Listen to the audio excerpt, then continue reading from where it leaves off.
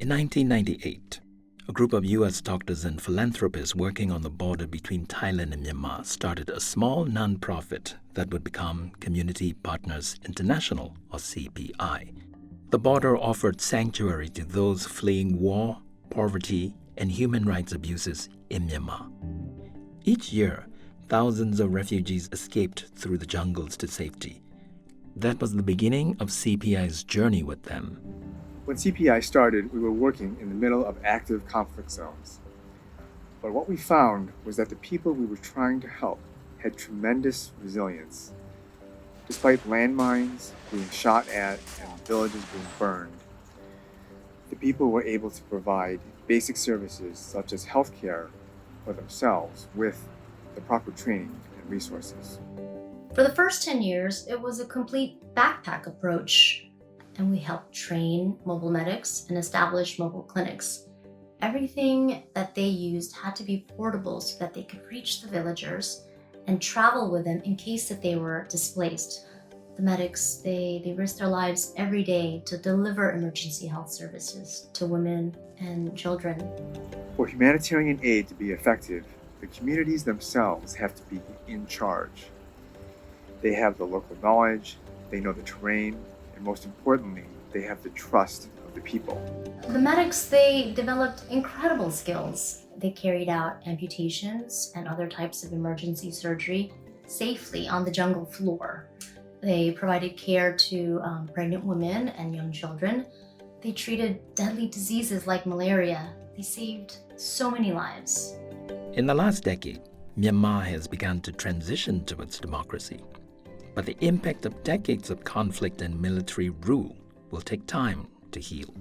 We have adapted our approach to help communities, not just to provide services, but also to strengthen their health systems so that every person, especially the most vulnerable, can access essential health services. Myanmar's fragile peace process and the country's vulnerability to climate change mean that communities still face many emergencies. CPI expanded its reach to regions hardest hit by ongoing conflict, natural disaster, and poverty. CPI delivers programs in 14 states across the country, from urban poor communities in Yangon to ethnic regions in Kayen, Kaya, Shan, Kachin, and Rakhine states. As COVID-19 cases rise, we are training health workers to spread the word about the physical distancing, hygiene, and other preventive measures. This is especially important for conflict-affected communities without internet connection. In 2017, when violence in Myanmar's Rakhine state forced nearly 1 million Rohingya to seek shelter as refugees in Bangladesh, Community Partners International mobilized. CPI trained a network of Rohingya community volunteers to deliver essential services in the world's largest refugee camp.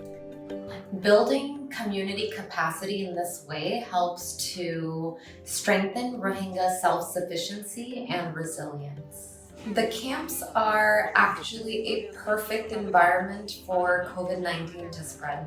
Our volunteers are educating fellow refugees on how to stay safe, distributing hygiene supplies, and also helping with home-based care, hospital referrals, and contact tracing as well.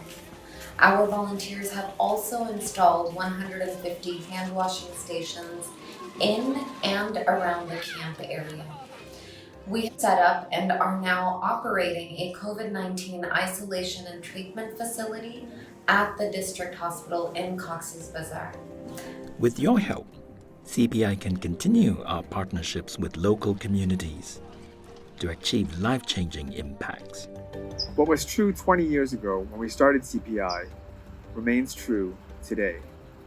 As an ER doctor fighting the COVID-19 pandemic in the United States, counting ventilators and hospital beds, I can honestly say that the hundreds of thousands of people that we serve in Myanmar and Bangladesh have once again demonstrated their incredible capacity to provide services for themselves.